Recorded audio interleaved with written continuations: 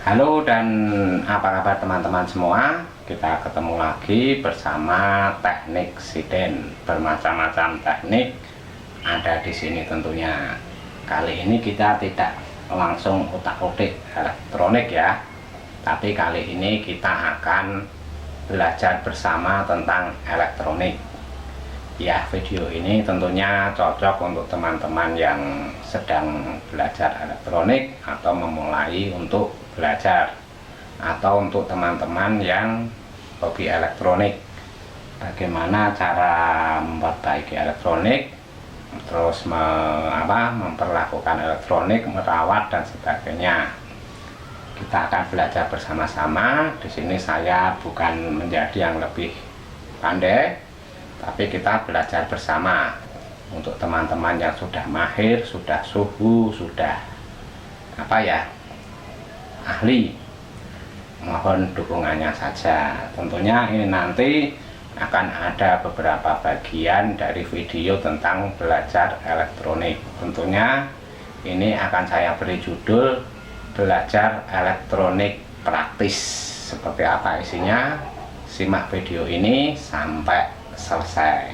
Dan untuk bagian yang pertama ini kita akan membicarakan tentang mengenal power supply. Power supply seperti apa? Seperti ini, atau seperti ini, atau seperti ini juga. Ya, simak terus, jangan sampai terjadi gagal paham.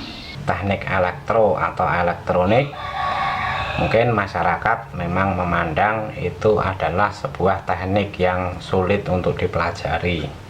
Tidak salah juga pendapat itu, karena mungkin memang misalnya di dalam satu kampung kita itu belum tentu bisa menemukan satu orang yang ahli dalam teknik elektro. Mungkin dalam satu kampung kita bisa menemukan beberapa orang yang ahli dalam teknik memasak misalnya, atau kita bisa menemukan beberapa orang yang ahli dalam teknik pertukangan, atau mungkin ahli dalam teknik pertanian. Mungkin banyak kita temukan, tapi untuk menemukan satu orang yang ahli dalam teknik elektro mungkin dalam satu kampung belum tentu ada.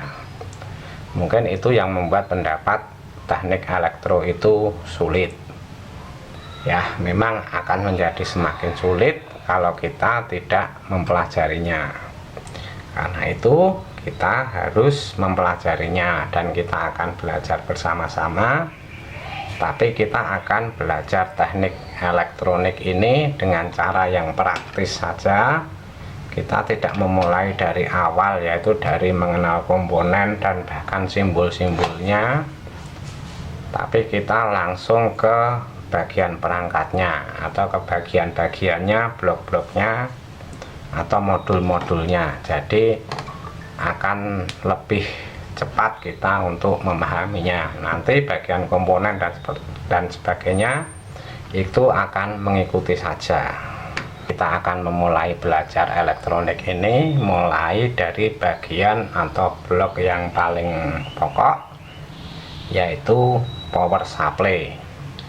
Power supply, dari namanya saja, power itu tenaga, dan supply atau supply itu adalah penyedia, yang menyediakan. Jadi power supply adalah yang menyediakan tenaga atau daya. Tanpa power supply, peralatan-peralatan yang kita miliki, peralatan elektronik atau mesin, itu tidak akan bekerja karena tidak ada tenaga yang masuk. Nah, power supply itu bentuknya seperti apa? Salah satunya adalah bentuknya seperti ini. Ini semua power supply ini. Ada yang berbentuk trafo, ada dengan box seperti ini, bahkan ada berupa modul seperti ini, ada seperti ini, bahkan cas HP pun bisa dikatakan power supply ini. Cuma pemahamannya terkadang berbeda. Pemahamannya dalam hal ini adalah yang kita maksud. Untuk power supply seperti ini yang dikemas dengan box tersendiri seperti ini, orang biasanya menyebut ini adalah adaptor.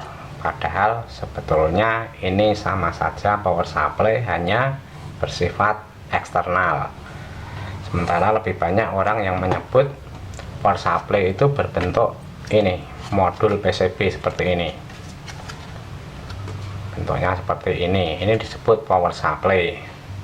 Kalau kita melihat ke belakang atau menengok ke belakang, ini saya singkirkan dulu.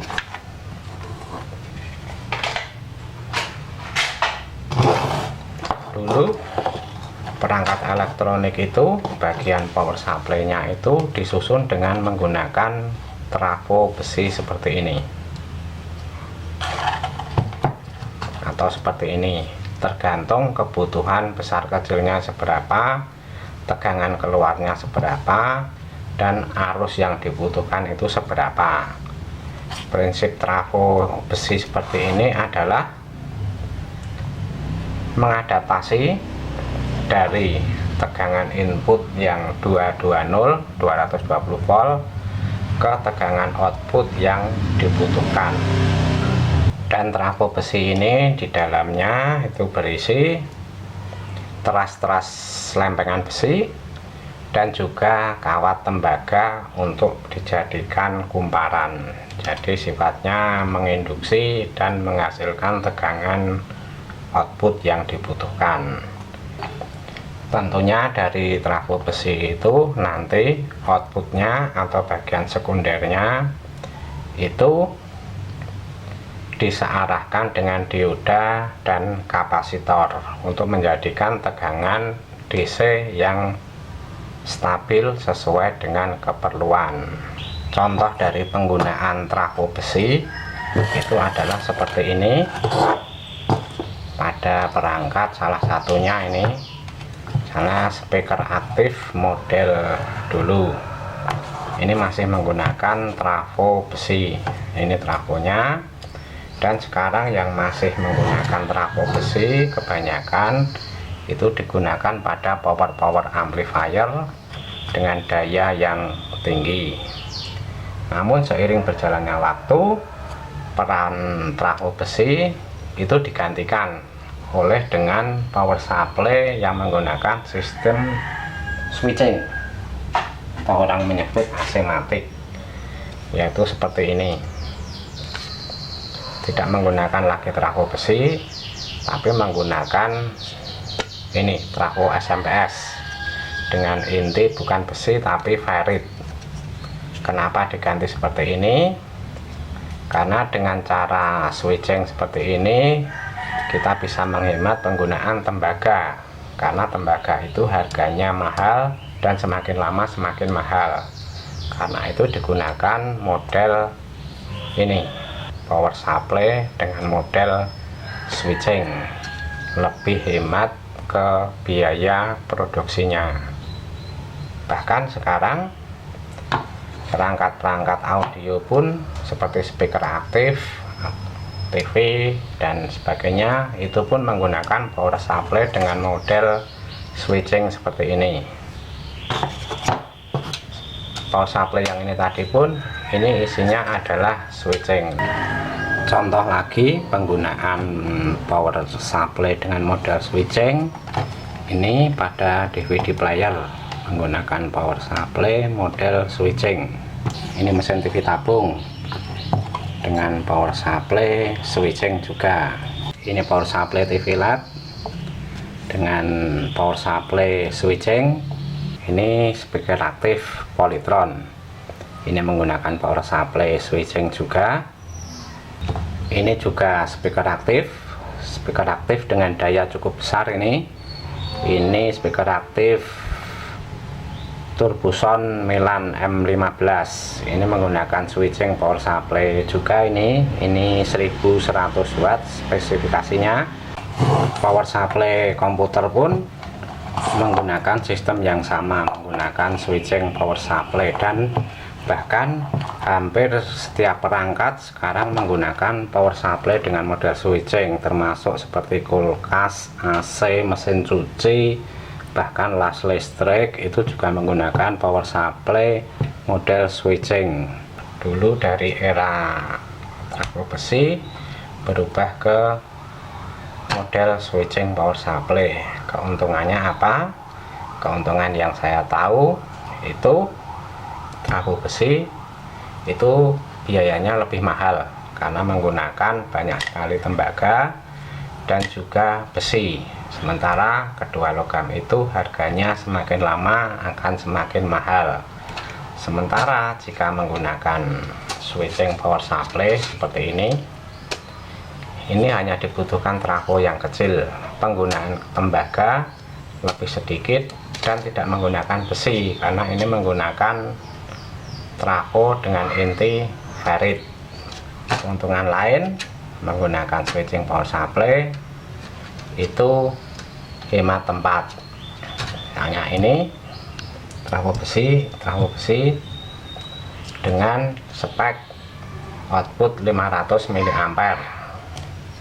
Sementara ini charger HP yang sudah dikemas dengan blok seperti ini mempunyai spek 5 volt 400 mA. Dari segi ukuran dan berat jelas ukuran besar ini, berat ini kondisi sudah rapi, ringan sekali, jadi efisiensi tempat.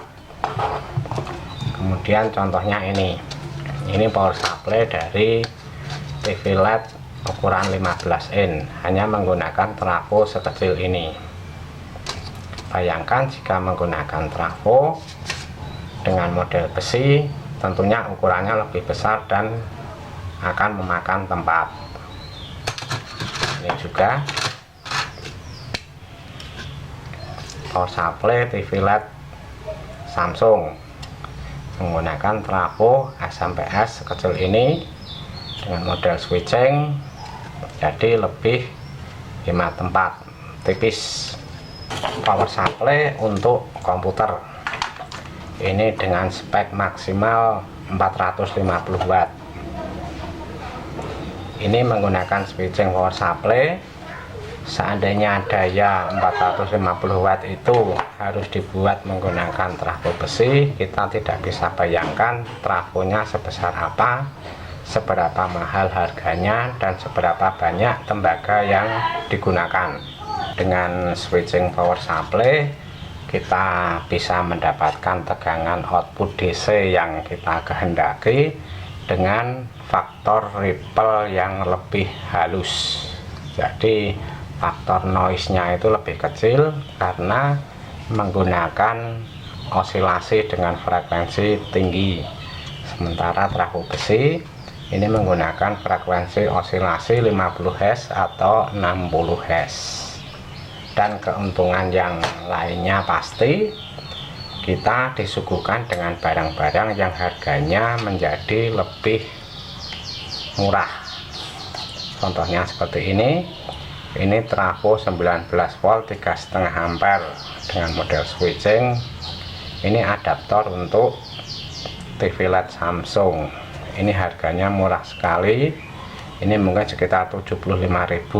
Bayangkan jika kita beli adaptor dengan model trafo besi dengan spek 19 volt 3,5 ampere, tentunya harganya akan seratusan lebih, mungkin nyampe 200 ribuan. Ya, itu keuntungan lainnya. Jadi video kali ini kita belajar bersama-sama tentang elektronik.